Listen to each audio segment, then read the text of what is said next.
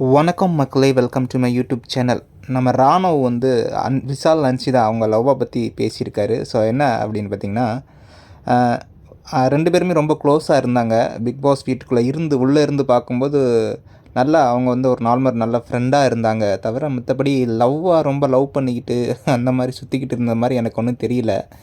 எனக்கு பார்க்க ஒரு நார்மல் ஃப்ரெண்ட்ஸ் அந்த மாதிரி தான் தெரிஞ்சது. அது மட்டும் இல்லாமல் விஷால் வந்து எல்லார் மேலேயுமே வந்து இந்த ஊட்டி விடுறதெல்லாம் பார்த்திங்கன்னா எல்லாருக்குமே ஊட்டி விடுவான். ஸோ ஆர்னுக்கு ஊட்டி விடுவாப்புல. மற்றபடி கண்டஸ்டண்ட் எல்லாருக்குமே அவர் வந்து ரொம்ப பாசமாக தான் இருந்தார். அந்த மாதிரி தான் அன்ஷிதாவோடையும் ரொம்ப பாசமாக இருந்த மாதிரி தான் தெரிஞ்சுது. மற்றபடி லவ்வா அப்படின்லாம் எனக்கு ஒன்றும் தெரியல. ஏன்னா வந்து அப்போது சாப்பாடெலாம் கேட்டோம்னா எந்நேரம் வேணாலும் லைட் ஆஃப் பண்ணி ஒரு 3 ஹவர் 4 ஹவர் கழித்து கூட நைட்டு கூட எனக்கு சாப்பாடு வேணுன்னா கேட்டு செஞ்சு கொடுக்குற ஒரு ஆள் தான் விஷால். ஸோ அந்தளவுக்கு ஒரு பாசமான பையன் தான்.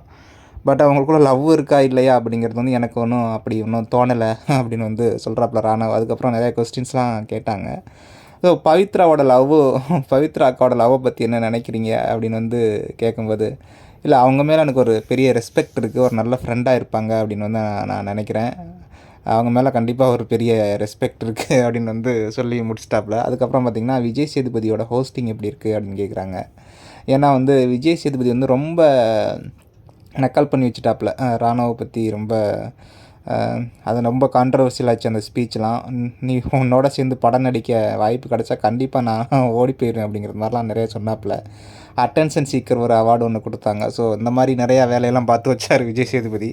ஸோ அவரை பற்றி கேட்கும்போது, விஜய் சேதுபதி சார் வந்து ஒரு நல்ல ஹோஸ்ட்டு. ஏன்னா நான் கை உடஞ்சதுக்கப்புறம் நான் அந்த பெட்டில் தூங்கும்போது வெளியே உள்ளவங்களாம் பார்த்துட்டு நிறைய நடிக்கிறான் அப்படி இப்படின்னு நிறையா கமெண்ட்ஸ்லாம் வந்தது. ஸோ அதுக்கு வந்து விஜய் சேதுபதி சார் தான் ஒரு நல்ல ஆன்சர் கொடுத்தாரு. அவன் நடிக்கலை, அந்த மாதிரி பெயின் டேப்லெட்ஸ் அந்த மாதிரி பெயின் ரிலீஃப் டேப்லெட்ஸ் இந்த மாதிரி போட்டுட்டு தான் தூங்கினான். ஸோ அதனால தான் அந்த மாதிரி வலி இல்லாமல் இருந்திருக்கு அப்படின்னு சொல்லி எனக்கு ரொம்ப சப்போர்ட் பண்ணி பேசியிருந்தார்.